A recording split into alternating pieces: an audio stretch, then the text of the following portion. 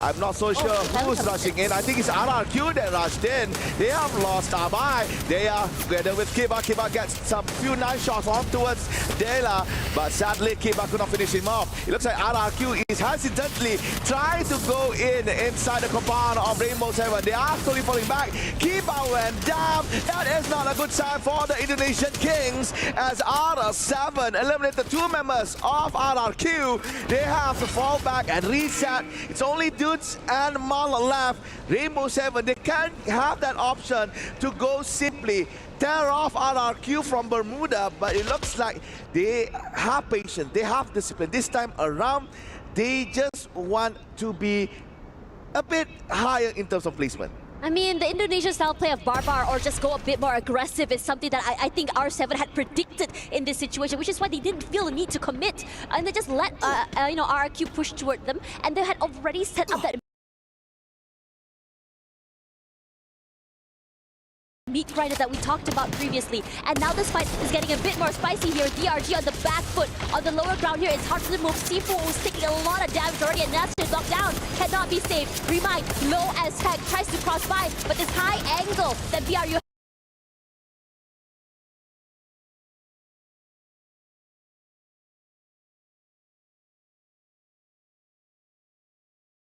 is not making those glue walls even effective for them because their heads are getting popped so easily. But DRG is changing trajectory, tries to push forward as well. But BRU very much ready. DRG fell in a very dangerous, desperate predicament. And now BRU changes their attention onto Fluxo, who are also in the same predicament. The first team out, DRG, Fluxo, might be facing the same end, but they are going to try and change this ending. Rushing up forward, up onto the high ground here. They rush forward, makes it slower, closer and closer, escaping to BRU. But the jump shots are great. They rush forward, they shoot, but Vitality decides to put their hands in the cookie jar. And Bermuda United were not expecting this outcome, but Vitality as well are going to fall. And Bermuda United are slowly making amends, making sure that they're able to come out on top. Fluxo is now here as well. Butzen alone. Bushi knocked down. Wasana all alone. Rushes forward. He tries to make it work. He cleans up house.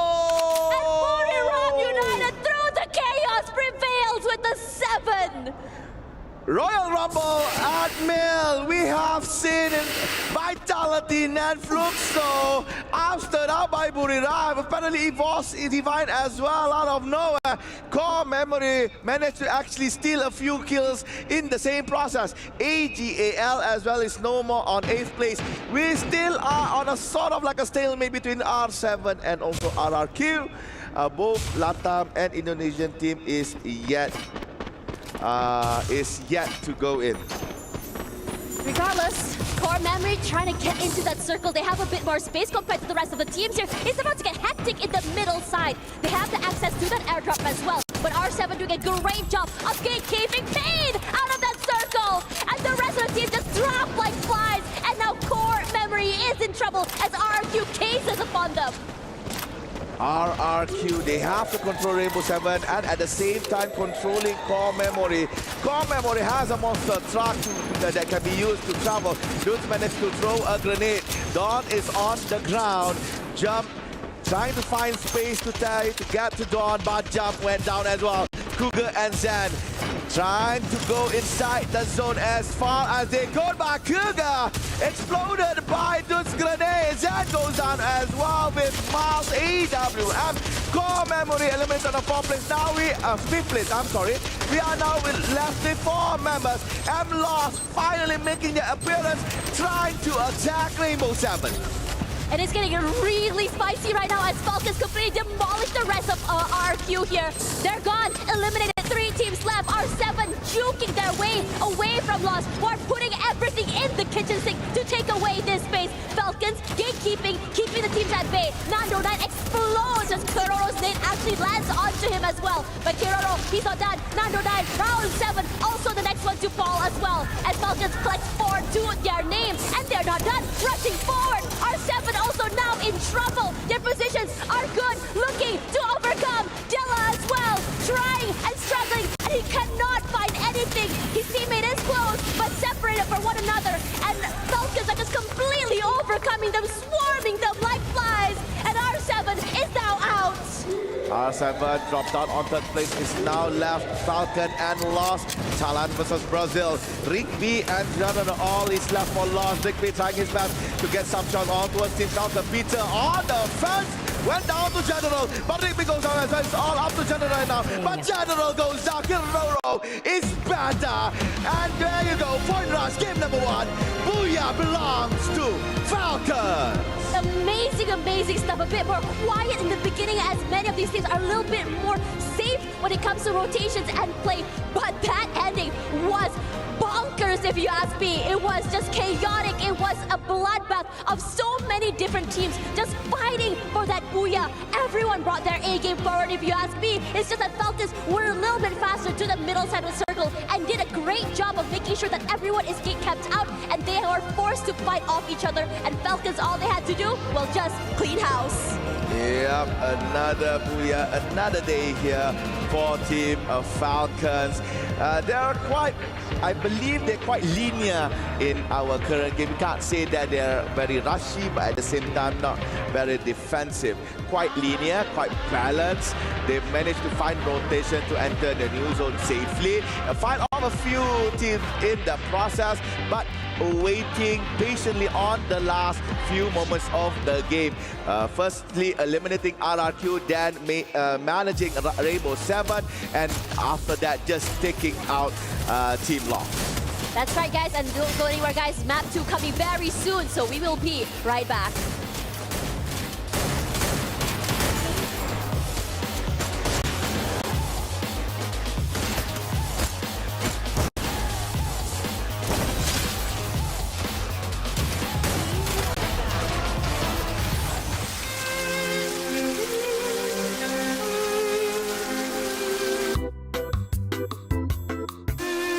Tell me, what's bothering you? We were gonna land the poach knock. There was one gun, 3 egos. I needed to meditate. Did you talk about who's gonna get that one gun? I jumped. I landed first. I got the AK. He pinged it. And I touched it.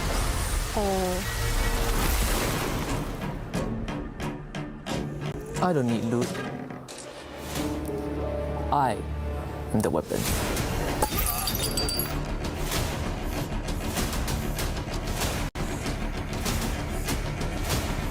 At least you're not the one who always brings the med kit, and no one thank you for the support.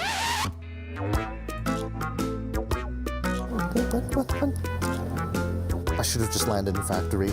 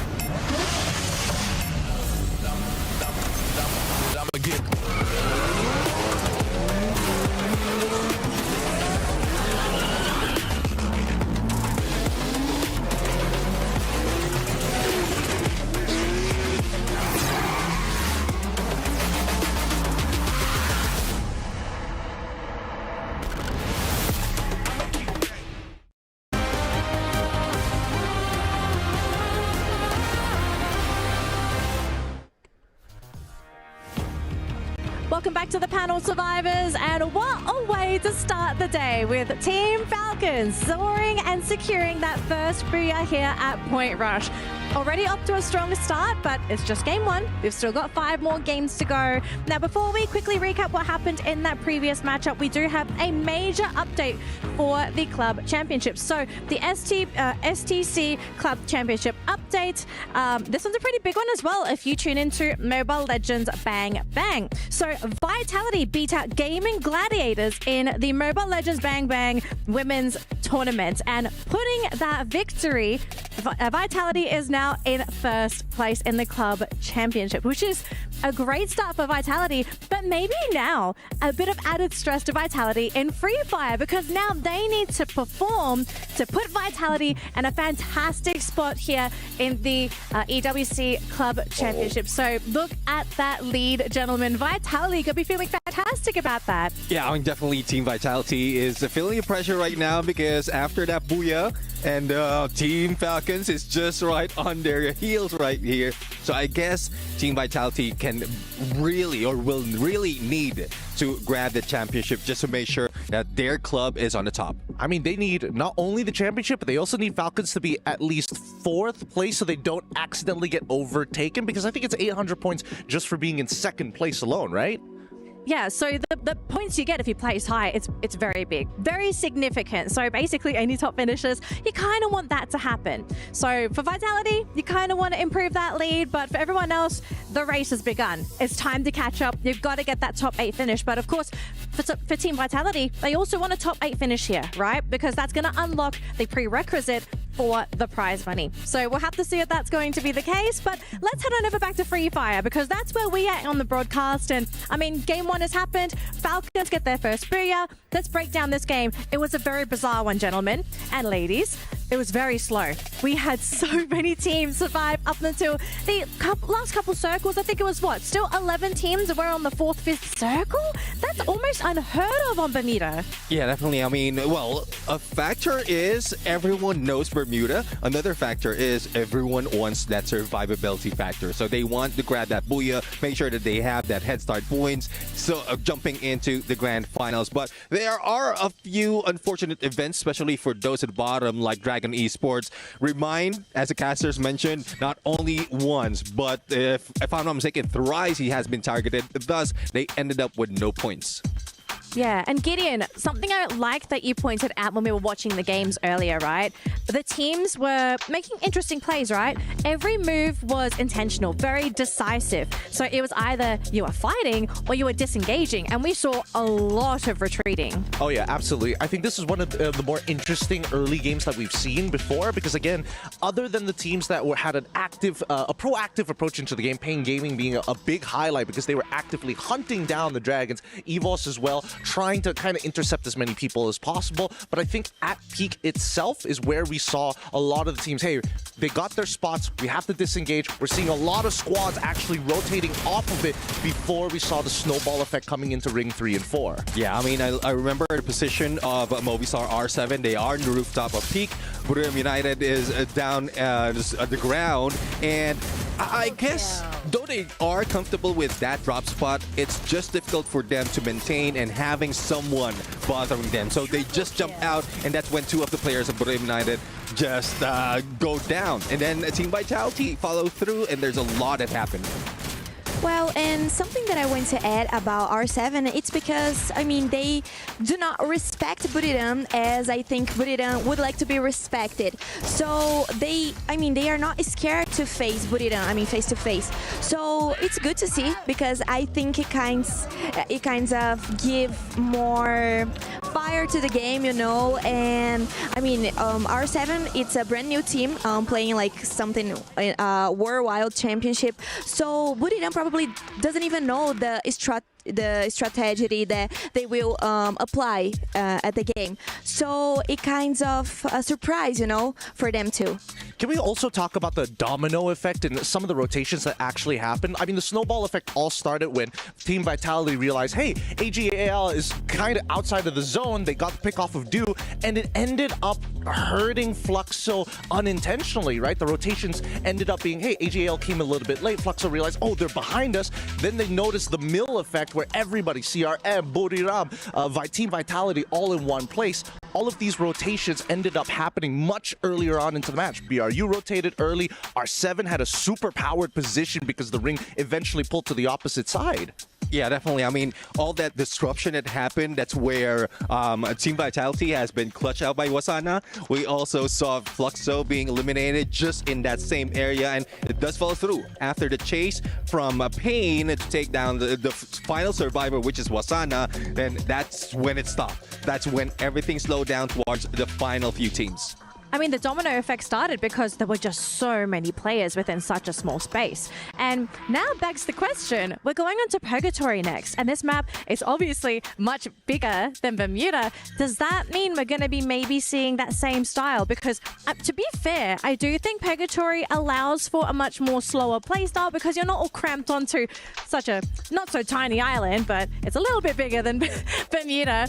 But I mean, is that something that's going to happen? Or do you think after that match, teams are going to look at this and say, okay, if everyone's going to play so passive, it kind of makes sense to just kick it into high gear and actually start playing aggressive? Yeah, definitely that is what Team Falcons has been doing. Every time a reset is happening, Team Falcons is just grabbing and raking up the points. And I guess R7 is also trying to do the same. From the beginning, they're the ones targeting Dragon Esports, and they took them out. Even as they follow through, even Bermuda United chased out, they're just in there being the Apex, or trying to be the Apex Predator until Team Falcons came in. Well, we'll let the teams get ready. But in the meantime, though, we actually managed to get a quick chat with Evos before the match was started today. So let's see how Evos are feeling coming into Point Rush. Hey everyone, it's Evos here with Yunso. So right next to me, we have Ray and Rasya. Okay, so you guys, yesterday we just finished our Group A and C. It was a very intense match. So overall, I think everyone are keeping their eyes on Evos Falcon and lost. What will you guys do to handle the situation and also to bear the stressfulness things? Tentunya kemarin kan kalian sudah melihat dan sudah menyelesaikan juga dari tim A dan juga tim C. Dan tentunya sekarang setelah mau masuk ke dalam babak knockout, itu sudah tentunya kalian sebagai top 3 yaitu Evos, Lost dan juga Falcons gitu kan. Pasti bakal jadi diincar gitu. Bagaimana cara kalian tentunya menekan pressure yang dapat dari tim-tim lain dan juga strategi kalian untuk hari ini? Mungkin kalau buat hari ini kita bermain buat ngebaca game aja sih. Karena kan kita baru masuk ke rush point. Jadi kita perlu ngebaca game-game lawan hari ini. So I think for today, we're just gonna try to read how's the opponent gonna play, because this is still the first day, and everybody just gonna do something new as well. So we're just trying to read them for now.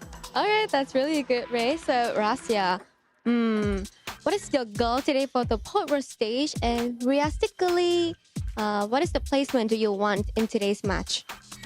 Untuk Rasya, tentunya kira-kira secara realistik, goal kalian hari ini apa dan placement kalian yang kalian harapkan itu di mana? Mungkin kalau dari aku masalah placement nanti dulu. Kalau dari mungkin lebih disiplin aja mainnya dan lebih rapi, mungkin itu. Okay. So I don't want to think about placement too much right now. I just want to play better, and I just want the team to be more disciplined. Yeah, discipline. What a very nice answer from our players today. Well done. Really glad and relieved to hear that Evos is still keeping a very fun vibe so that they can play the best today. Good luck to you, Evos, today. All right, sad to see that on the previous game, Evos Divine was eliminated quite early in the match. And yep, as said by Rasha, discipline is everything. Placement is another thing. So for game number 2, Evos Divine is looking to try and maybe play a more secure play style to ensure that they don't get eliminated again. Evos Divine is interesting because day 1 we saw them go full set aggressive early game, and the second half of the day they decided, okay, this is not giving us the booyahs that we want, so decided to just really pump the brakes and say it's okay to play a little bit more methodical, it's okay to take our time. After all, regardless, they were still very consistent throughout the entirety of this week. I think they were okay getting at top 4 in most games. Yeah, they got knocked out a little bit early in 1 or 2 games, but mostly they have managed to, I would say, stay intact for the most part of these games. So I'm super excited to see what they want to bring to the table. I mean, we saw a bit of a glimpse of them on game number 1, but for me, we didn't really see that full potential, that full sense style, Evos Divine style play, and I want to see more.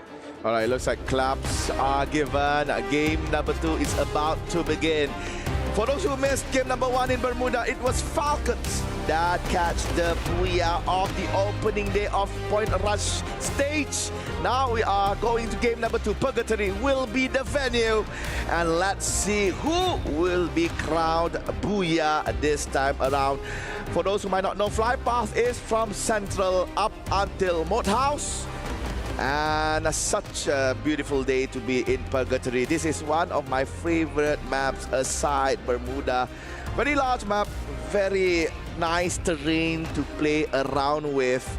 And it looks like Buriram will still drop on Marble Works, but Mount Villa shots is being heard between Fluxo and Rainbow 7. Same goes to Fire Brigade as RRQ is shooting towards Team Falcons. Paying Gaming, quite a unique formation, covering the whole area of Moat House entirely. It's good. I mean, I'm more curious about DRG here. They had such a rough start previous map, and most importantly, Remind was knocked down so many times, and they're still going with that same style play. But for now, moving our eyes onto this fight here, we're seeing a lot of eliminations, at least 1 to 2 pickups, and Falcons just running for their lives, and RRQ putting that pressure onto Pina. But Pina, undeterred, unbothered, just moves away, happy to move away with this weapon. It's a nice one too. It's put a lot of chip damage onto Deer, who's just been subbed into this map. Yep, Pina as well subbed in for On Fire for Team Falcons. So it's sub versus sub.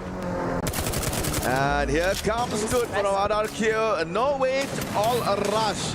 Babar Gaming is on the way. And there you go, Mal goes up together with Dutz. It's 2v1. Pina has no chance. And another point goes to Indonesia RRQ. Rexicum Kyon finally showing their true colors here on the Point Rush stage. When things go wrong, just move forward, just rush forward here. And I have to say, they give a lot of respect to Falcons, despite the fact it's only just Pina there, moving as a unit, making sure they don't get traded. And now, together, they just had to rush up toward where the Falcons are holed up. And Falcons, they are very, very separated here on this map. Pina, the last one that's just come in alone to a Fire Brigade. The other 3 here over to Lumber Mill. And I think that Peter has positioned himself all the way outside.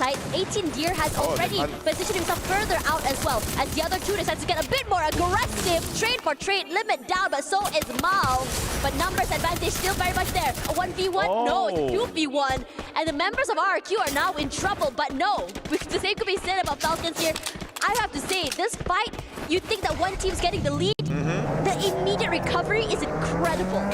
RRQ, I think they were upset that they could not secure top 3 in the previous game. Now going super aggressive towards the returning champions. Again, the Falcons slowly losing their feathers towards RRQ. 5 elimination kills. And this is just between RRQ and Falcons. That RRQ did not hunt any other team. It's just Falcons alone. So 5 times Team Falcon experienced death. Time and time again, they have to go down, revive back, go down again, revive back. So I think the only option for Falcon is just to try and stay away from Lumber Mill. And now we're looking at Marble Works. Fluxo has started their route by hunting down Buriram, but it looks like Gio is the one hunted down. These immediate trades from all these teams just show how aware they are and how quick their rotations are from each other as well. Wasana barely even spots the hit of Bobs there. Bobs take a lot of damage. He's still hunkered down behind that glue wall, but not for long. Gio does get eliminated, and Wasana, he wants to go for the chase. The rest of the team here understanding the predicament. I think it's a great idea for the rest of Fluxo to say it's okay, move all the way back, and just reset ourselves to be able to continue on this map as well. As for me, they got another kill to their name, and honestly, flex that. Yeah, that was the replay of Peter taking down a member from Team Lost. I could only see it on the kill feed. But yeah, talking about Paying Gaming, they dropped quite uniquely here, covering the whole side of Moat House. I think they trust each members of Paying Gaming to take care of themselves, try to play solo, but that is a good strategy. Once one of your team members interacted with an enemy team, and let's say if that person went down, the other 3 members could actually maybe inculcate another plan to stay away. Meanwhile, for AGAL, their rotation towards campsite is now being bothered by Vitality. Kyung was shot a few times, but still braving himself to try to use the mini jump pad together with the other members of a Team Vitality. However, nearby there is a core memory KOG. Keroro has revived the leader.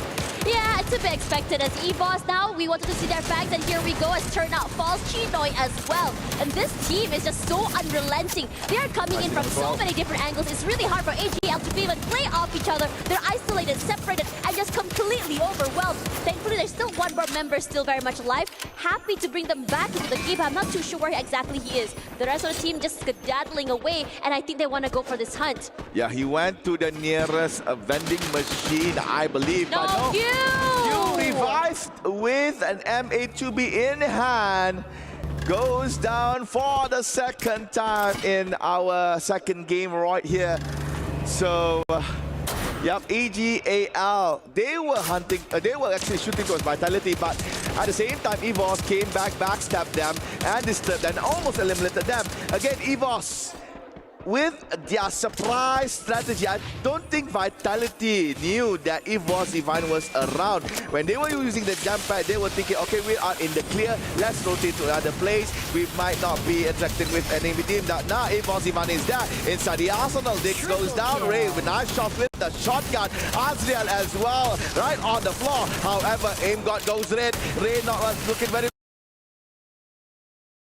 in terms of HP, 10 HP left. Bakoja doing a lot of work, but sadly, work is not there. Only Kyung is left, and there you go. Bye-bye, Vitality. 12th place for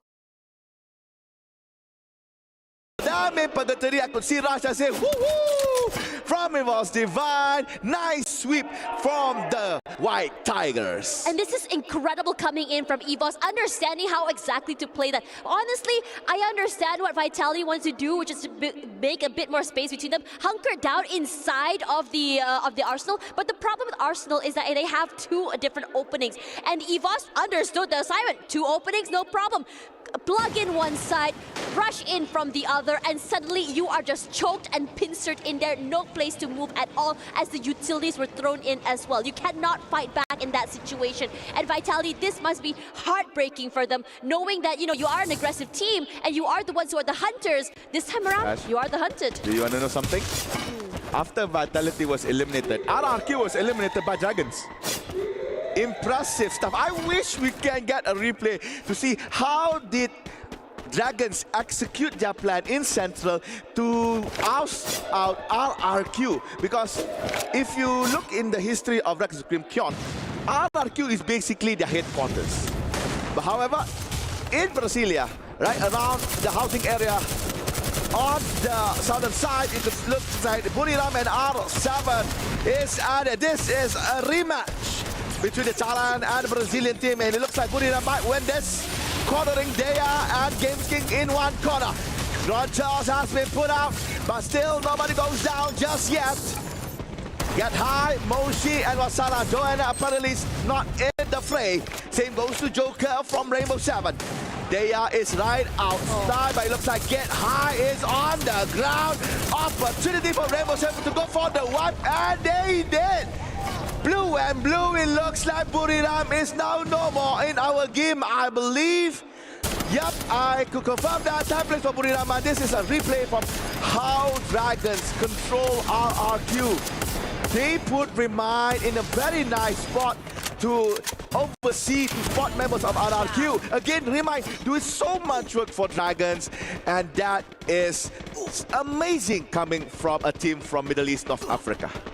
Coming back to the fight against Buriram United as well, I think that Buriram United had the right idea of breaching into that compound, but the problem is they didn't realize that the other members of R7 were on the top side of that building here.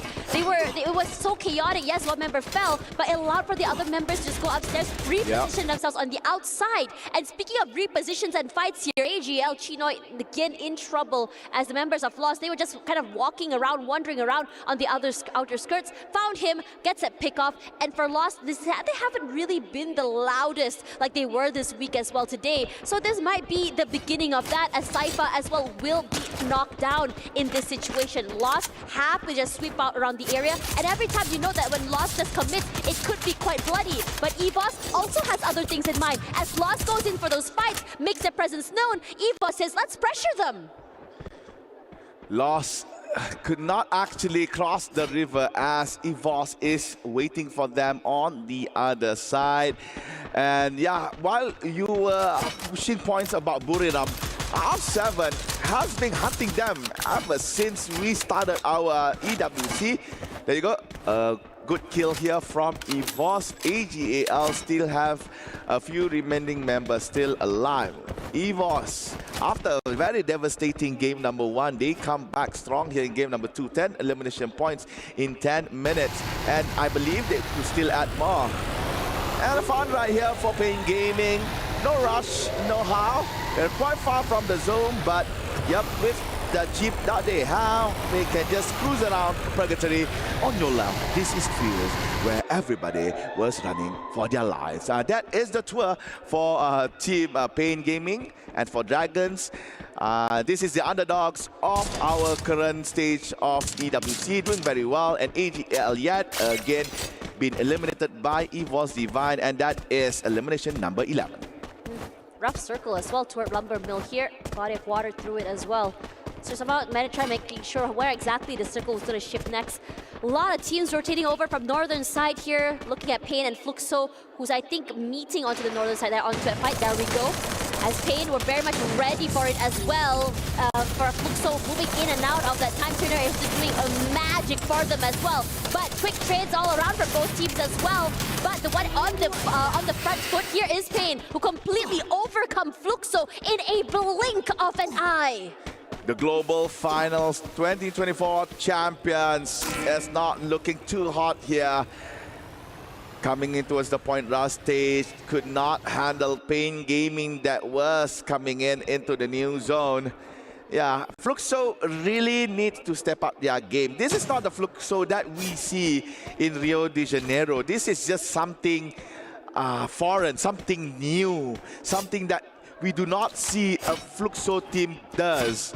So I believe maybe it's just, I don't know, maybe it's just a very bad week for Fluxo. No, I think it's a great week for Pain, actually. Look how aggressive they are rushing toward R7 here. But R7 was already raiding. They already had the glue wall set up here. And Peter decides to make the glue walls his own. Takes Games King down quickly. But AGL also is here. It's a three-way fight. And everyone, it does an all-out free-for-all. Peter gets one. Della knocked out. Dew as well. R7 is just somehow still surviving this onslaught. Barely any players left alive. But Pain not allowing that to happen anytime longer here. Gets a pickup as well onto Peter. And AGL not done quite yet, because here are the White Tigers who are rushing toward Pain Gaming. Yeah, Pain Gaming wants to bring in the Pain, but the Tigers are aggressive as heck. But Ray oversteps, falls as well. Very much ready for it. Noda X finds Ray. Peter also will be traded out by Kochil. What a nice nade thrown out here, as Kochil throws in that last nade as well. Finds the final member, and Gus is eliminated. Pain Gaming, you have overstayed your welcome.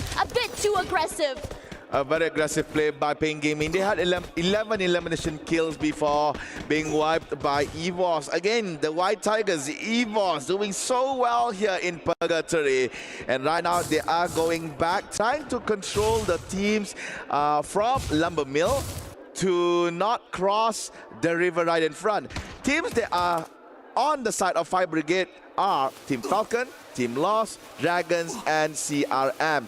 Basically, 4 out of 6 teams are outside, on the other side of the river across Team Evos. Yeah, including AGL also. So only Evos Divine here on the Brasilia side. By no, they tried to go in, but sadly, Aim guard was aimed down. However, Kochil came in the nick of time to get him up back in his feet. Jump, running quite low. Rasha jumps in, but it's okay. He could crawl behind the stone and be picked up by his own teammate.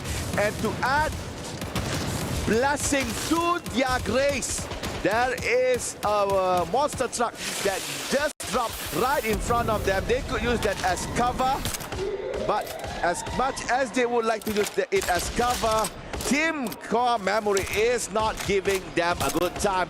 Falcon has been eliminated on 6th place, but it looks like Evos might actually follow up with them on 5th. As shots raining down by Core Memory. They are really using that monster truck feats for days as Jump takes down Gochill. Meanwhile, on Lumber Mill, Dragon doing so good. They took down Lost, but Remai could not survive the zone. And there goes Remai. AGAL might come as well on 3rd place after Dragons on 4th. Now we are left with Core Memory and also Evos Divine. Honestly, I'm quite surprised that Evos Divine is still alive and kicking here. They didn't have a lot of space. That tiny rock was their only saving grace here, but now the circle shrinks. They're forced to rush forward out here in the open, and everything in the kitchen sink thrown out once again. But Evos rushes forward, wants to take away that space, but he's all alone. Aim got no one to trade him. Russia rushing away for his life, and Core Memory, that pressure is great for them, and they take away this booyah. A very coordinated and quite easy booyah for Core Memory. They have rained down Team Evos for quite a long time, causing them to use a lot of their medkits and possibly a few glue walls in the same process. When Evos tries to rotate away, tries to find that angle to avoid shots from Core Memory, sadly, there is one member that is on top of one of the towers nearby, had a clear angle, had a clear view on towards Evos Divine. Utilities were set. Core Memory has stopped Evos Divine in their tracks, and that is where they went in, they jumped in. They know Evos Divine is currently weak, and they went in for the wipe. Kudos to Core Memories as well as Evos Divine. They have survived for quite a long time. And for the Evos Divine, for game number 2 Purgatory, they are the most aggressive and competitive team that existed in that game. For now, we have an interview on stage here. Carol, what is going on down there? Wow, it's getting hot here, and it's all about the point rush stage. And right now we have to have a word with Team Falcons, the reigning champions, and so far they have done so good. And of course, we are watching such a great dominance by the Asian teams. But right now, it's all about Team Falcons. I have here with me Peter. Thanks so much for the interview. Let's talk a little bit about the perfect time that you're having here so far. You swap a whole squad, you send all them back to the lobby like in a perfect time. And I would like to know how much of that was the preparation versus instinct.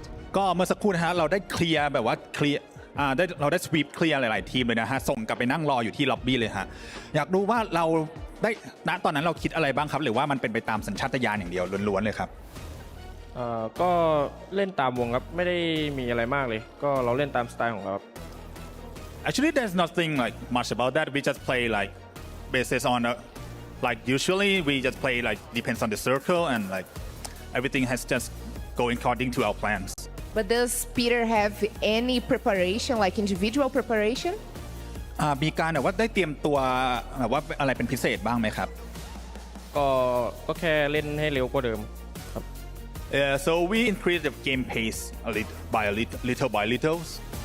Okay, for us to finish our interview, let's talk about a little bit of the team synergy. We are watching great synergy between you guys, and specifically Pina subbing in for On Fire. What was the vibe like, the team right now? Because you guys changed the roster from last year, and how was this new dynamic?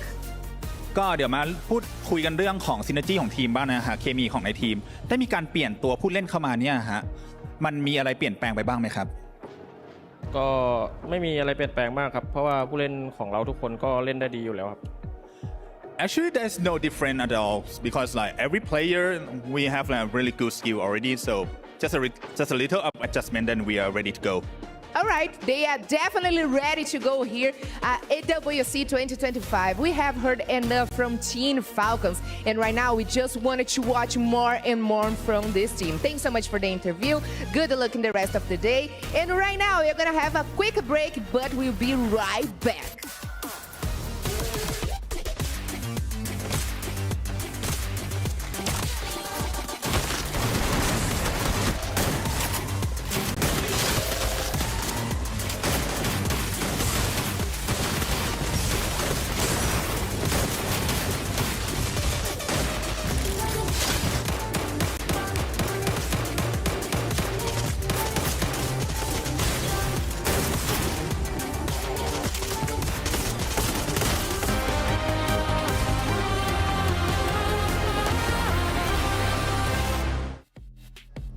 Hi everyone, it's Yunso, and I'm right here at the Boulevard Street. I wish you guys could be here because it's very fun here. Many things to explore. But you know what? I'm kind of having a bad day because all of my city regions, they seem to be doesn't have a good game. So I'm going to this ice cream store to sweetening my things out. Hello. So there are plenty of flavors, but I think I'm going to do a mix. Everything. Okay. I've never seen this type. I mean, I saw it a lot on social, but I never had it before. But it looks interesting. What is this? How can he? Thank you.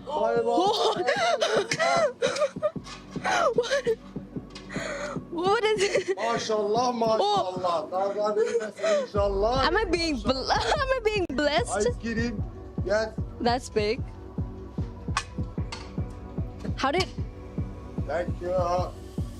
Focus, be honest. When I can.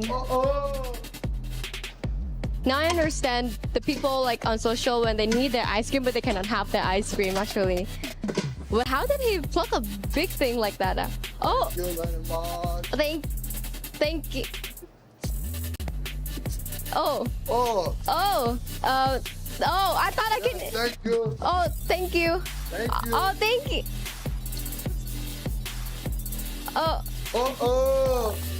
How can? Thank you. Finally, I have my ice cream here. Enjoy. Escogí Free Fire porque lo empecé a jugar con mis primos o familiares, entonces pasaba buen tiempo con ellos jugando Free. Bueno, mi motivación siempre va a ser mi familia y mis amigos que siempre me apoyan en todo esto. He is the clutch king of R7. La verdad, un sueño, es como algo muy importante para mí en verdad. Pues vengo a ganar, obviamente. Creo que es uno de mis mayores sueños, entonces obviamente vengo con todo el power. Movistar R7. Creo que lo que más nos diferencia como equipo es la sinergia que tenemos todos juntos y el buen ambiente que manejamos. Come on, don't sleep, man. ¿Cuál tu arma favorita? La espada bulla. Now they're still hunting those white tigers. No depende contra nadie con quien me esté enfrentando. Siempre soy agresivo. Games Kings is going to be player number 2 to make contact right around the corner. Nosotros no tenemos rivales no tenemos rivales. Todos los tomamos como por igual. Games King entered the 10 and Moshi is on the ground, giving the 5th point here for R7. Que se preparen porque R7 va a ir a comerse a todo el mapa. But R7 playing it smart, going in for the flank around, but one great big mistake, and R7 delivers their first booyah of the day. Movistar R7 proving exactly who the stars are.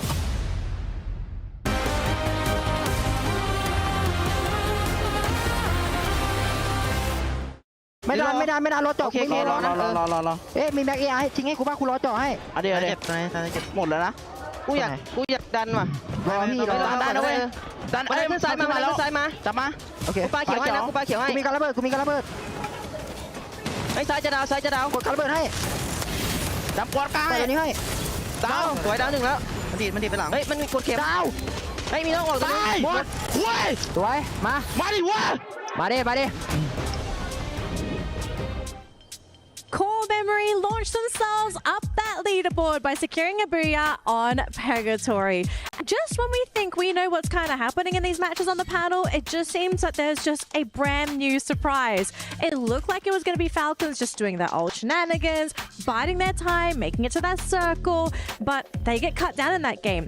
Evos also looking like monsters in that game, also getting cut down just because of that circle, Gideon. Break it down because I know you have all the details on what was really the main factor as to why Core Memory got that booyah. I mean, there's two main factors here, right? We can talk about the end circle, which we'll get into in just a little bit, but let's talk about the very beginning of the game, because right now it's a sick game of Mafia Werewolf where that one guy immediately out of the gate starts pointing at people saying, hey, I think it's you. You're the guy who's taking everybody out. The accused accuser in this particular case is going to be R7, Pain Gaming, alongside with RRQ, which is very surprising because the Indonesian playstyle is very much around, I want to aggress once I have information, when I know what that final ring looks like.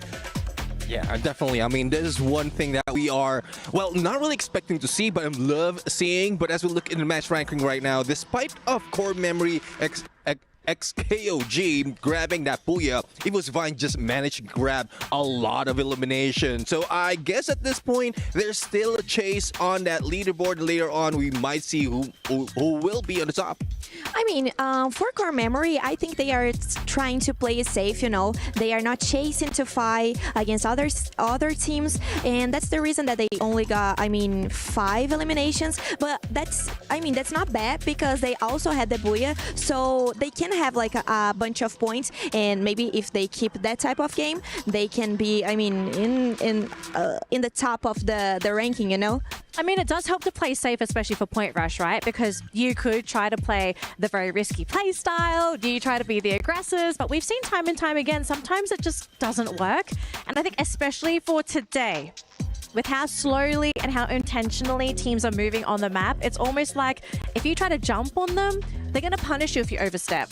But that's the thing, right? The only teams that really got hard punished in this particular case, were one of the aggressors, which in this case is RRQ, eventually taken out by DRG, which is great for them because they ended up with 15 points at the very end. And then you were wondering, hey, what about the other aggressors? Pain Gaming and R7, despite being hyper aggressive, and Pain Gaming in particular putting an insane amount of pressure onto Fluxo, we're walking away with 16 points on that very first page, despite not being able to get into those final rings. So technically it works out. Well, we're going to give the teams a bit of a breather as they get ready for their next matchup, but we are going to have a little bit more fun because we have the Dr. Slime and Al Habib hot takes. Let's see what the teams have to say. What is up, folks? Welcome to Hot Takes at Free Fire at Esports World Cup 2025. I'm your host, Husky, and with me on the couch today, I got two handsome gentlemen from Team Falcons. I think the weather in Riyadh is perfect for this segment because it's pretty hot out there, and that's why we're having hot takes. So now I want to hear your hot takes, right? The most unpopular opinion you have. What are your odds of winning? 0 to 100. Can Team Falcons win again?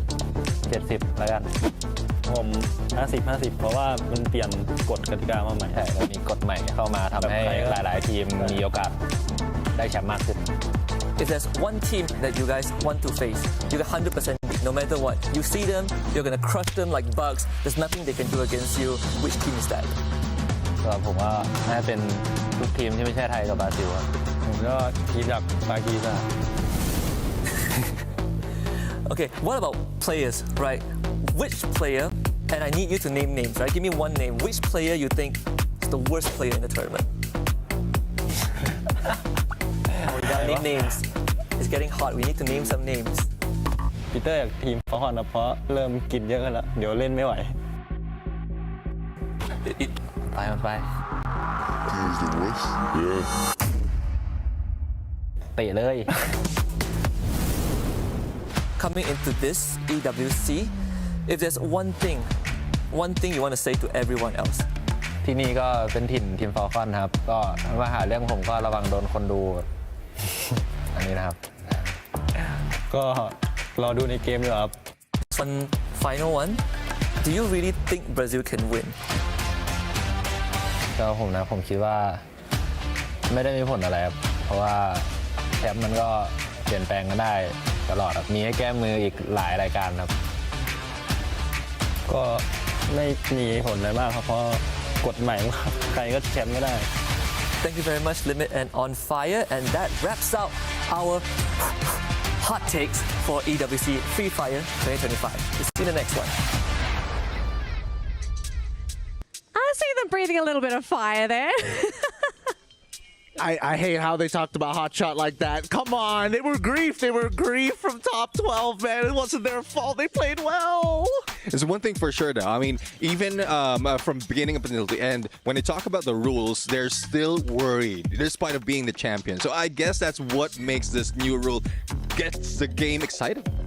Well, and I do agree with them. I actually think that this type of format of the championship, I mean, anyone can be the winner. So I kind of respect, and I like that they mention about Brazilian teams, but well, we need to see what will happen today. All right, thank you so much, panelists. It looks like we're almost ready to jump into game number 3. So going to be sending it over to our wonderful casters on the stage, AJ and Husky. Take it away.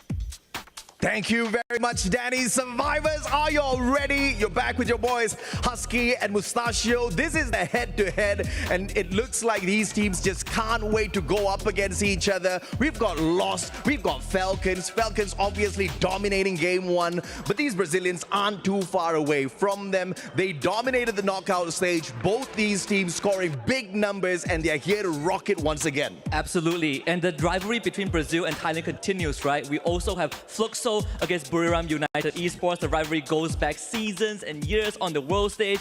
BRU has beaten Fluxo. Fluxo has beaten BRU, but I am always focused on the captains, Pops and Jonah, the minds, the brains, the strategists behind the teams, and they always pull off something miraculous and amazing, but so far, they haven't found success. Both teams two-time world champs, but here at Point Rush, they are rushing to find themselves as well as some sort of form out there because they are getting trashed, right? First 2 games, both squads getting kicked out very early on. And of course, we've got Movistar R7 looking for the top, hunting down the Dragons as well as teams like Fluxo. But you know what? We got to throw it back to the casters. You guys enjoy the games. Husky and I will be back with you guys a little bit later.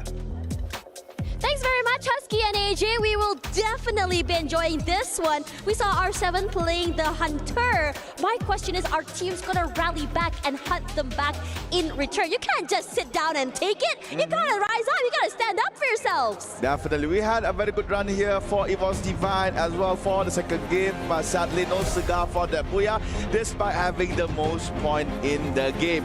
Coming into game number 3 or match number 3, Kalahari will be the place. And this is where a lot of Indonesian teams are strong at. Some of the contenders would be RRQ and Evos as well. And as for Team Falcons, currently they are looking strong here with 28 points in the Point Rush stage, looking to defend their title in EWC 2025. So flight path was from Shrines up until Mammoth. And who is taking the finally? Yes, as usual, we're gonna see RRQ right in the smack center of Kalahari. Buriram will be on Stone Ridge. Nearby is actually Fluxo dropping around the area of the sub. Command post will be dominated by Dragon. Santa Catarina for Memory Evos again on confinement. It looks like there's no fighting over spots right here, but RRQ might oversee the area of foundation that is currently being set as home ground for EGAL. Shots fired by Abai towards Terna. I believe Terna is now behind cover as the shot stopped. And meanwhile, in Santa Catarina, Core Memory XKUG Thailand team. This is the team that managed to rake in the Booyah for game number 2 in Purgatory. So in Kalahari, will they be able to be the first team to repeat back-to-back Booyah? Or will we be seeing again another different team taking up that title? Okay, interesting here as well. I mean, Bermuda United as well as Fluxo were side by side. I was keeping an eye out onto RRQ. I mean, they have been slowly making their way to Foundation and chasing out AGAL, who clearly want nothing of that at all. Some chip damage onto Saifa and Terna as well, but no answers quite yet. Chinoy does put in a bit more pressure, but it doesn't really deter Dutz, but it does put him away. And my question for RRQ is, you send on players one by one here. Mal will be that first point of contact, just rushing up forward. Could be able to go for this isolated 1v1 against Saifa, but I think Saifa is aware that he's close, and Mal in a very dangerous position. He's all alone here with the majority of AGL members there. Puts a lot of damage in as well. Gonna break that drone away from them. And they're not shy to really, I think, show their presence around the area, just to keep RRQ kind of wondering, okay, if someone is here, the crossfires are kind of lethal. Is it worth it for us to actually full send commit onto this team? Yeah, and I'm not so sure will it be good or not, as R7 is making their way to the war grounds between RRQ and AGAL. Spotting members from Rainbow 7, RRQ instantly fall back towards Foundation, leaving AGAL in the mercy of the Latam team. But sadly, Games King is now not in the game as he has been eliminated, and as one member from Team R7, Hux was down, but he was up back again. Nice revenge by Dea, taking down Dew. Saifa tries to take revenge for Dew, but it looks like it's going to be Terna up on the spotlight, taking down Hux. But Saifa on the back goes down. Dea as well. Terna is now showing his capabilities in the game, taking down 2 members of Rainbow 7. And right now, R7 is left with only 1. The hunters become hunted. At this point, you really got to rally back, and that's exactly what happened at DR Dragons. They find themselves in a pickle here as Falcons look to aggress. They have put down, Peanut has already been put down, but the rest of DRG still very much in trouble as CMOX falls. They do answer back here, but RQ is close. They find one member. They knock down Yasir as well for Limit in that game. Not the problem to bring him back alive as well. RQ may have over-aggressed here, but no, they are doing this execution to perfection, completely overrunning and overcoming all of the members of Falcons, leaving Limit all on its lonesome away. And RQ, they are looking to chase. Limit has a lot of space between him and the team, but he has to make sure that he survives. And he's in a very dangerous predicament. There are teams close by who are really eager to be able to find him and get that one precious point in the back. But now it might be Divine. They're gonna rush onto him. He's inside of the building all alone. There's a meat grinder of death for him. And the Falcons just get destroyed. Limit was just a tad bit too late to use the mini jump pad that was set up by his previous teammate to escape. RRQ, nice rotation from Foundation. They return back on towards Refinery, sees the Falcon versus Dragons fight, and Falcons, despite almost eliminating Dragons, they were then decimated by the third party set by RRQ. And with that said, Falcons has to stay on 12th place right here as they have been eliminated by Team RRQ.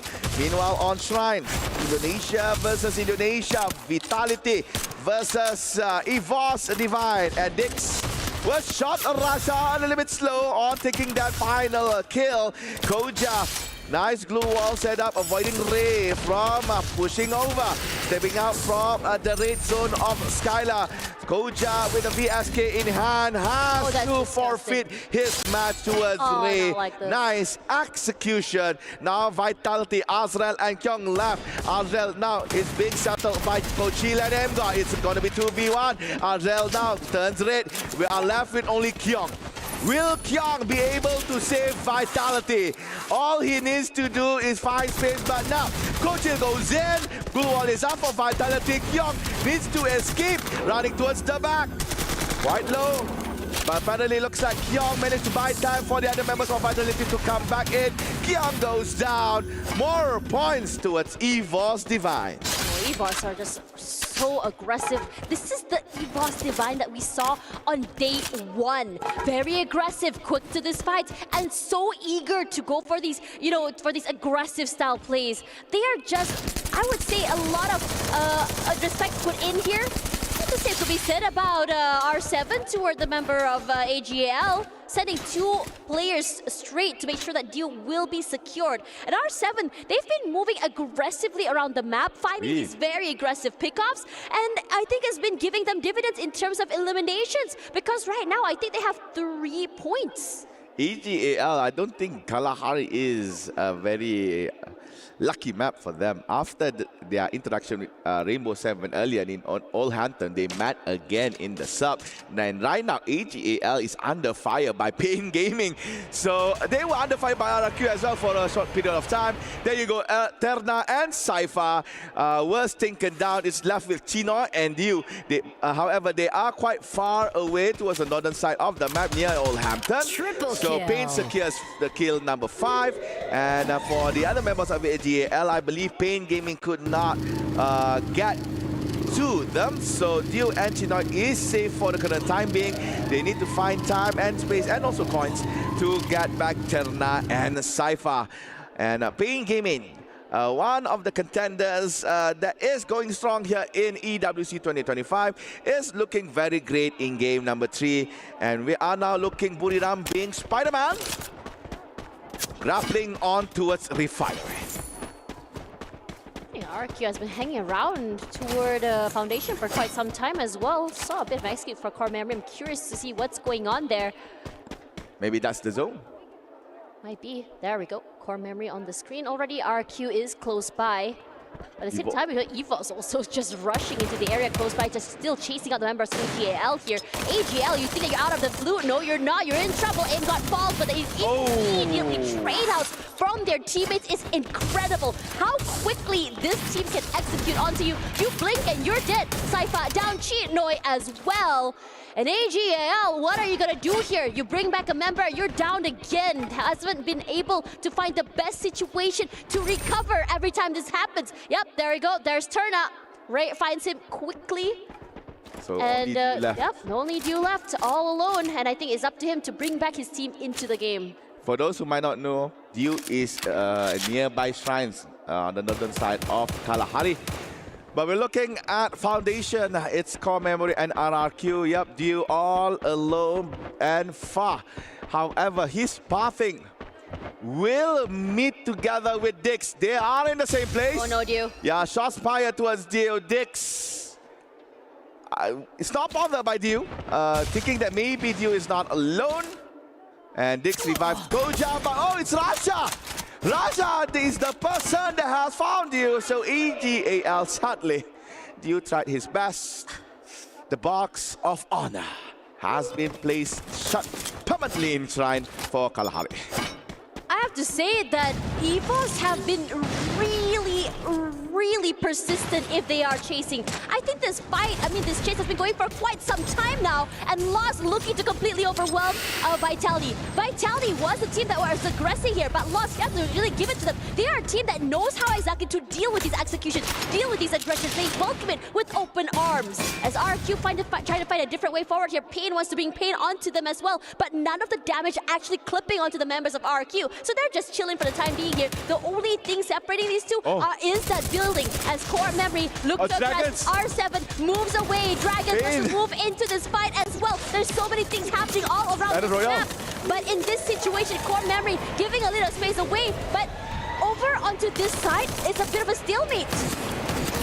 4 teams are in the same area. Foundation are here. Pain has to fall back as they lost Gus and no doubt Peter and Motovia up to go for the long-range fights. They have a mini jump pad steadily behind this electrical tower.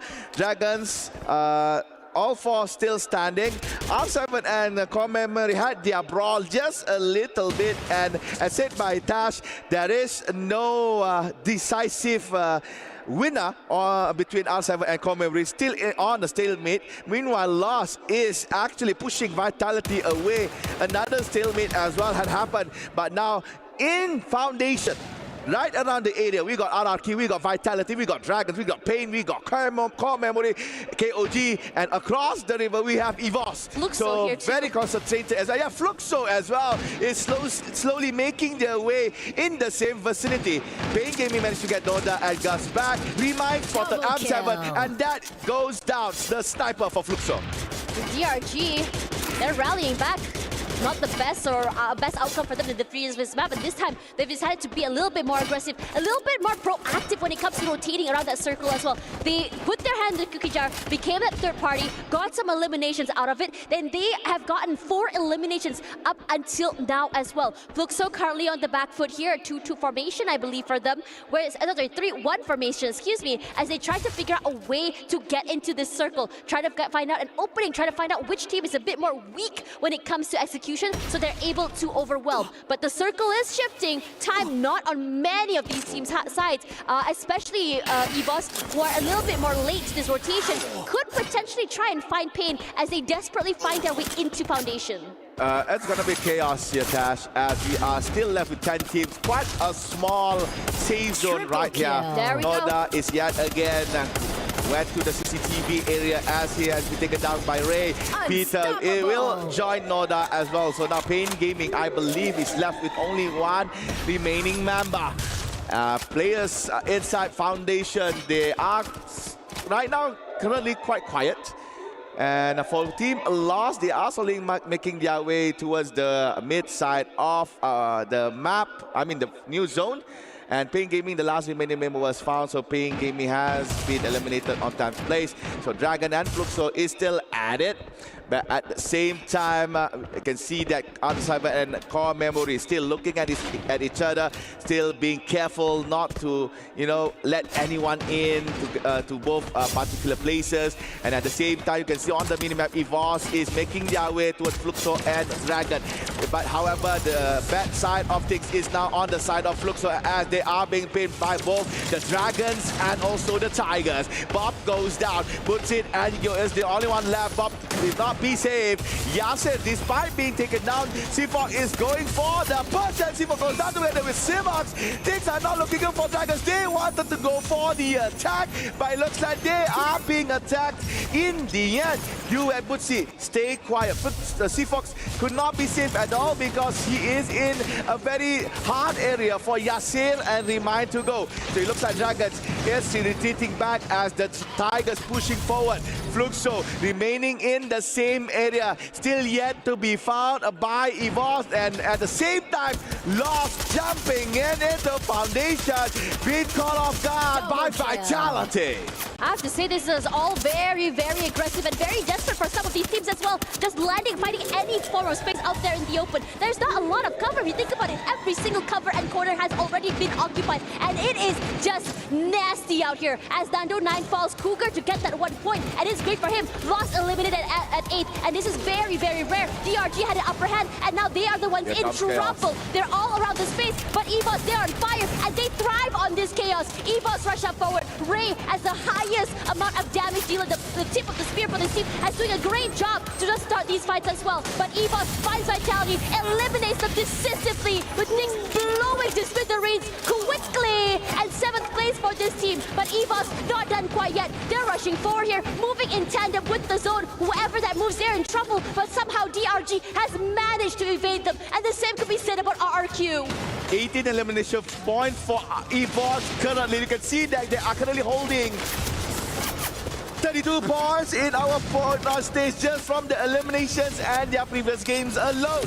So Evos really wants that 20 elimination kills in this match. Ray goes for the elevated area. Buriram, finally we see Buriram trying to do something in the map. RRQ in cover. Buriram in the grace and mercy of Core Memory and a member from 3 Tigers. Yasser is trying to fall back. Evos is being trapped by RRQ, but RRQ looks like they are stuck inside their own cabin. They can't go out. Grenades, if grenades were to enter in the cabins of Team RRQ, we could see a wipeout. You look, Russia has to opt to go for the lances in order to get RRQ, but sadly, Evos goes down. RRQ managed to finish them off. Team goes to Dragons for the other team. Now we are left with RRQ, Buriram, Core Memory, and R7. I have to say that was a very aggressive approach here by Evos, perhaps an overheat. They were out there in the open, they could not move and reposition themselves. But BRU, they show their fangs here quite late, but definitely here. 4 eliminations already. Wasana looking to start something, anything, moving together as a team. But they are currently in the middle of the pack here. Sandwich have to really be careful of where exactly they decide to peek out here. But they're not going to stop aggressing here as Core Memory from the top side has been paid over to this team. Jumping down, a triple kill to his name. Core Memory already with a 5. Breaking down those blue walls here. Trying to find the other members of Bermuda who are stuck inside of that compound. Not going to be the easiest in terms of positioning as well. Have to be careful, but RQ at the bottom side with R7 as well, who are very, very optimistic. So for now, a stalemate to cool things off. Yeah, quite enough for a while, but now R7 said, no, quiet, please. We want to play. They took down dudes. It's only 18 years left. Newest member from RRQ, and he goes down swinging as well. So RRQ on 4th place. We still yet to see Buriram shine. They were quite quiet here in Kalahari. There was not much interaction between BRU and the other teams. So coming into these last few moments, this is where BRU usually shine. So core memory on the sideline, only separated with one wall. R7 actually have good point of view towards both teams actually, but Buriram tries to go towards the left side of Rainbow 7, denied by a glue melter. However, Joanna, captain for the Buriram, will try to scout a little bit towards the front to see what's happening. And Rainbow 7 right now, it has to get busy trying to take a team core memory that is coming from the right side. So in a sense, Rainbow 7 is technically pinned, but no! Buriram caught Hugo and Don. Shots has been fired towards core memory. They have to sit quiet. They have to rest and revive and reset.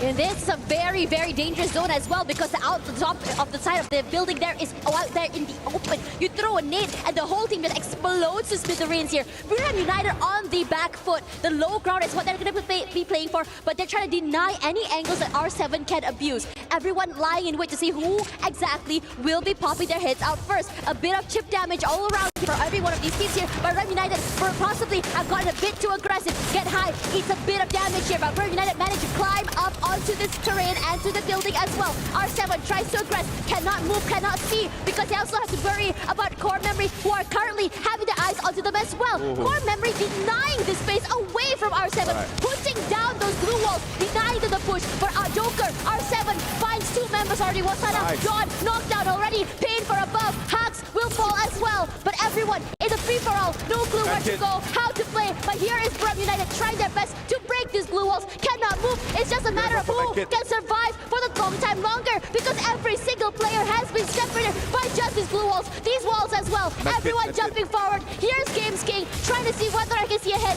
Finds nothing at all. It is Cacophony. No one is dying. What is happening there? Jump ball sense as well. Jonah could be at the least as well. The time turner denies them a bit more space, but Cougar and the rest of the team are already out here. Core memory out. Buriram United lying in wait. By the end of the day here is Bobby Star R7 to be able to get this booyah. What the heck is happening? Everybody was putting down blue walls, not to protect themselves, but to deny entry towards this ever-shrinking zone. They tried to zone out the enemy teams, enemy players away from coming inside. From in my point of view, I thought that maybe they are setting up for a medkit fight, but the setup by movie star R7 was spot on. They blocked BRU, they blocked Buriram from pushing inside, and at the same time Buriram was actually doing the same thing, blocking core memory from entering the mid zone. And due to the fact that Rainbow 7 had a clearer view of things besides than Buriram and even core memory, they have the upper hand. They block both of those teams. Buriram said, I don't care, let's just rush in. They went in for core memory. R7 is just looking at everything. They have one member position to try to play the mad kick, while all the others are trying to eye on Buriram and also core memory. And in the end, it is R7 that came on top. Yeah, that's right. But for now, we have another 3 more maps to go. And it's getting exciting, so do not go anywhere. We're going for a quick break.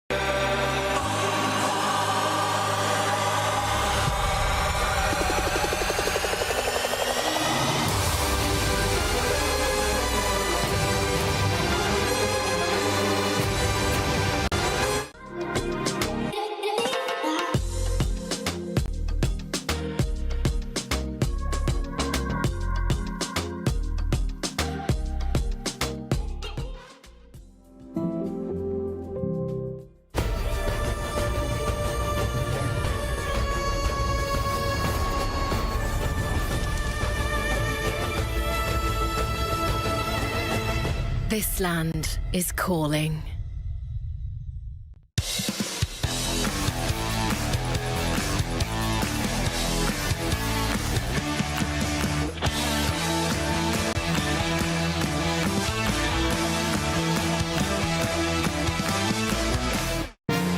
breaking news. Hola gente, soy Hax y le voy a preguntar al Joker, ¿cuál es tu arma favorita? ¿Mi arma favorita? Sí. La espada bulla. Tape. Me pegan de derecha. Tengo que curarme. ¿Curativo alguno tiene para mí? No. Dale, me curo nomás. Están subiendo acá.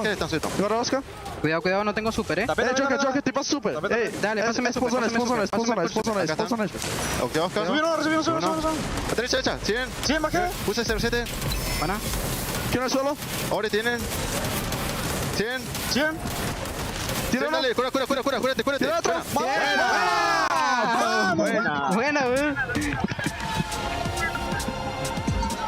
Well, almost looked like Boyram was going to grab that booyah there, but R7 had other plans. And that was such a crazy booyah, guys. We had a maze of glue walls, 3 teams vying for that booyah. But at the end of the day, R7, they remained calm, composed, brought it all the way back in, and they've now secured themselves a massive chunk of points. Welcome back to the panel, everybody.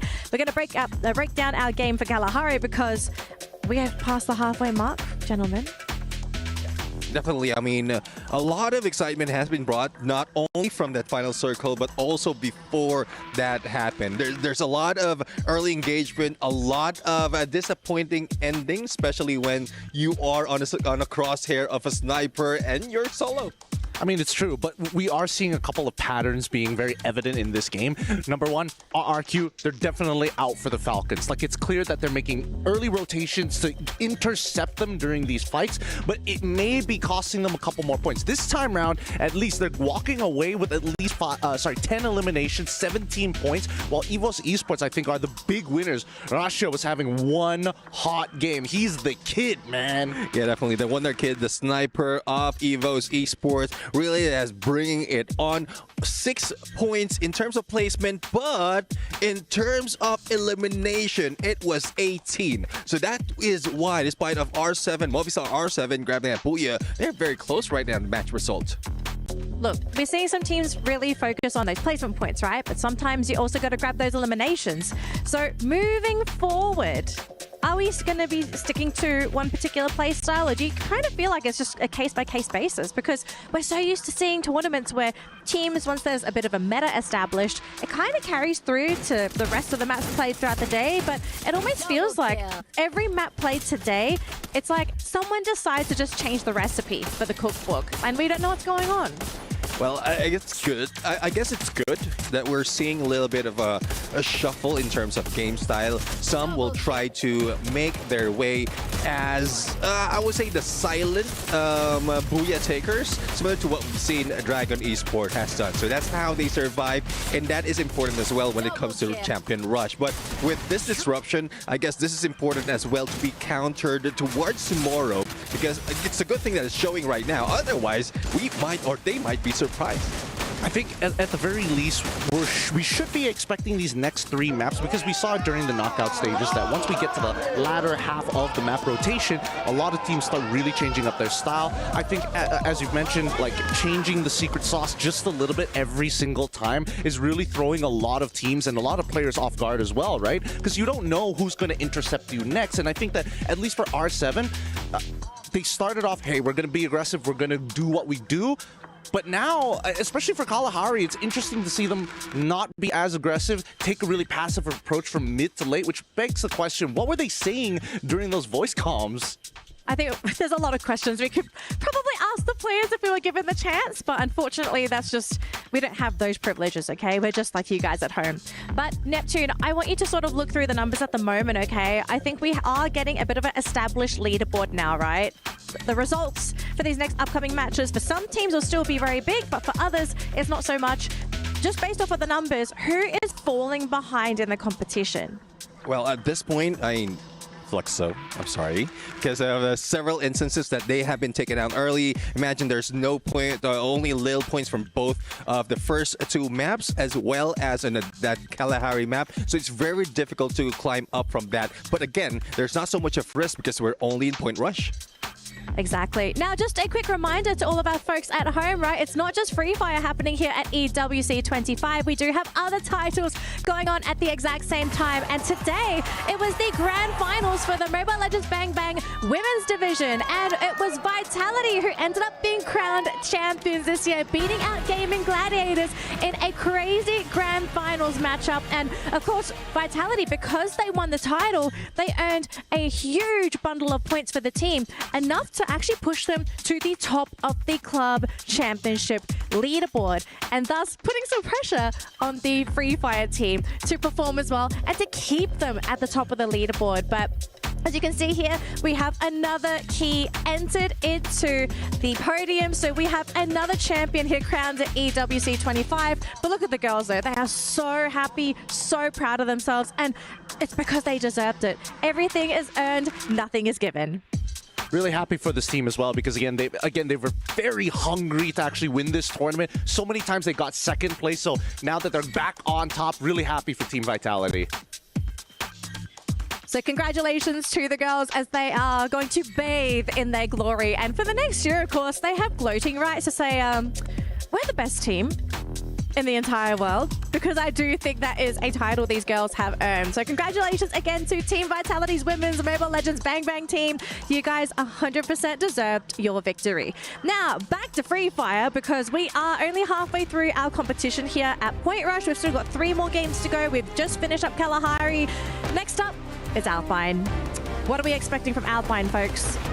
I'm kind of scared because as we are talking about, Fluxo is not doing good, and I know that they have like a fight against the landing spot that they usually like to use during the tournament, and and I don't know if they can be able to get better, during the rest of the day. So I think it's gonna be hard for them to, grow and try to be back in the tops of the ranking. I actually don't know what's going on, but Brazilian teams as well in the last match, they just didn't perform. I think Fluxo need to stand their ground. I think teams are giving more respect to BRU than they are to Fluxo. If Fluxo can predetermine themselves, hey, this is our drop spot, do not disrespect us again, I think they'll start doing well.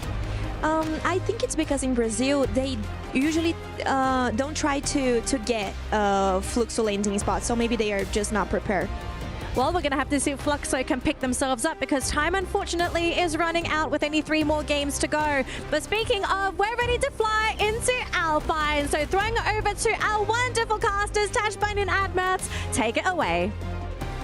In my opinion, it's Fluxo's gameplay that needs to change. I think they really need to adapt towards the international style of gameplay. I think they were so used towards the gameplay that have been played in Brazil.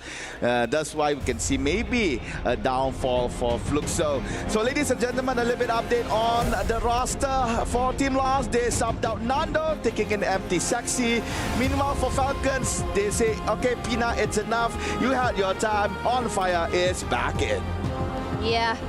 Super excited to see how exactly this will change the trajectory of this game. I mean, Lost, they were very, very explosive throughout this entirety of this week. We saw, I think, some glimpses of it, if you ask me, in a few of these games. But I feel like a lot of teams are already very much ready for it, to counter their self-play, to counter this aggression. And I think that these type of styles of play is just something that a lot of teams were, I think, not only are they waiting for it, but they are also welcoming for it as well, because a lot of teams have already some protocols in how exactly to stop these rushes for, especially in towards buildings and areas as well. Now, Movistar, R7 are the teams to watch out for, especially after that win earlier, because honestly, it was so phenomenal how they were able to take that game away. It looks like there's a lot of noise here from team, I believe that's Dragons and also Lost. We were talking about Lost, and Lost is fighting, and they took down Dragons, I believe. Can we see any Dragons logo? No, they are all eliminated. Base camp cleared by Lost. A very early exit by the MENA teams. We do not even enter the map yet. I mean, we did not even enter the map yet, and Dragons is gone. I mean, what's really exciting about Lost is the fact that, you know, you change their roster and suddenly the speed changes, the aggression changes as well. And I feel like Dragons have been hunted relentlessly by so many teams today. By R7, by Lost as well. It's just so unfortunate for them because they don't seem to have any protocols to stop this style of aggressive play. Now RQ, they're sneaky as heck. Alpine finds a big one onto Daya and quickly Jutz rushes away, but he cannot run because the other members of R7 were very much ready to hunt for him as well. So a 1-for-1 here for RQ, understanding this predicament, says, okay, it's okay, we already got what we wanted, back off. Yeah, Dudes attempted to try to at least get one from Team Rainbow 7 with the pulse gun that he has. But knowing pulse gun, not so marvelous in terms of output damage, so he had to fall back. He opened up the Chronosphere, but sadly Team Rainbow 7 just push on because there's nothing blocking the Chronosphere from entering by the enemy team. Meanwhile, Fluxo, we were commenting that they should improve their game. However, before that, let's see the replay between Dragons and Lost in base camp. One-sided matchup. Dragons could not even match with Team Lost on that first bout in Alpine. So they just got decimated by the Brazilian team. Back towards AGANL. Fluxo, AGAL managed to get a very advantageous position here in Stadium. Fluxo being smart here, trying to scatter their members throughout Stadium, trying not to gather all of that in one spot. That is to avoid a whole team massacre that can be done by AGAL. And you, as the sniper himself, this elevation is pretty good for him to catch any Fluxo members. But Fluxo does not care. They come in, jump towards Gio. Gio goes down despite getting boots in to turn red. So Gio really needs to find that space and time to get back Butsin, but sadly Butsin cannot be saved. Gio managed to get that point for AGAL. On the other side, Bobs and Chinoy is trying to maybe scuffle, but at the same time Chinoy is looking at his back as Gio is on top of that roof. Chinoy got a little bit of chip damage to himself. There you go. Bob's coming in, rush towards Chinoy. He was distracted, and yep, Bob says that, oh, you look behind? It's okay, I come from the front. Great reposition from Bobs as well. Fluxo, great recovery. I mean, you lose your member fairly early. A lot of teams decide, okay, let's just back off, or maybe try to find a different point of entry. But Fluxo, I have to say, they are the type of team that says, okay, we're down and out, that's fine. Just rush forward, try to catch players off guard, and that's exactly what happened here. We're seeing a lot of fights happening, and Lost this time around with the presence of MT Sexy into this game has really changed their dynamic, changed the momentum, changed their style of play, and I think it looks really good, especially nice for the second half of the day here with the Rigby, a great pickup onto Abai, and this should slow RQ down. This is massive, phenomenal as well. 18 years all alone as well, and I can tell that for Lost, they have already identified where the positionings of where the players of RQ are, and they're quick to swarm.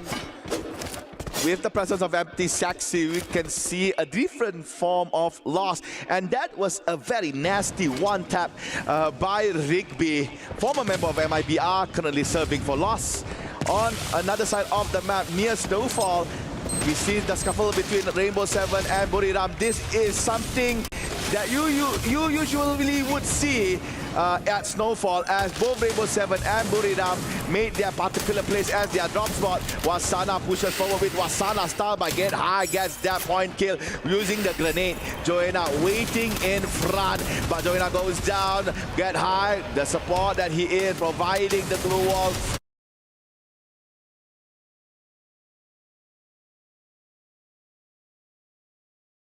Survive and try to get back Joanna. Della pushes but fail. Now Joker is falling back. Finally, Buriram won at least a single match against Rainbow 7 in a clear 1v1 brawl. And Joker has to fall back, has to reset, has to be careful as well, because the route that he's treading right now is quite dangerous, because he is moving towards the middle of the zone.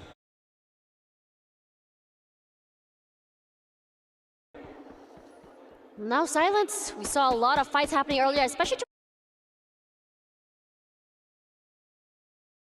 Fusion, where we saw, I think, a big scuffle between Falcons as well as Vitality as well previously. I think Falcons did bring in some revives as well for their teammates. So if anything, it wasn't really a full-on fight, but it was quite nasty here. But RFQ, they're still not out of the red. They're still in trouble. Mal quickly brought back into the game, but not before he gives that one precious point onto Lost as well, who are still rampaging throughout the entire game of Alpine. That nade, disgusting shot onto 18 gear. He cannot do anything. This guy is just walking into big areas and kills and just completely decimating this entire team here. Abai tries to equalize. He's got one.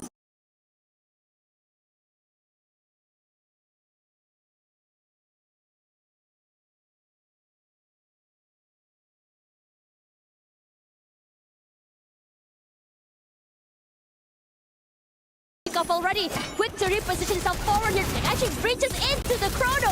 Abai cannot fight back because Lost were ready to just receive RRQ here. Abai as well to fall, and his teammates cannot answer back. And RRQ here, it goes from bad to worse. At least for the time being, they do have one member still left alive. They can try to recover and go back into this game, but the amount of points they have already donated to Lost is just insane. The smart decision to use the treatment gun on towards falling Rigby was a nice delay time for the other members of Team Lost to execute Abai. Abai thinking that, okay, I might get this point, but no, he's back alive and well. And in the end, RRQ was reversed. And luckily, RRQ still have one remaining member managed to actually find space to go away, so RRQ still alive. Meanwhile, Falcon and Vitality is at it. Vitality really needs to secure points for their club points here in EWC. Manages to take down Peter. Very nice pickup by the Indonesian team.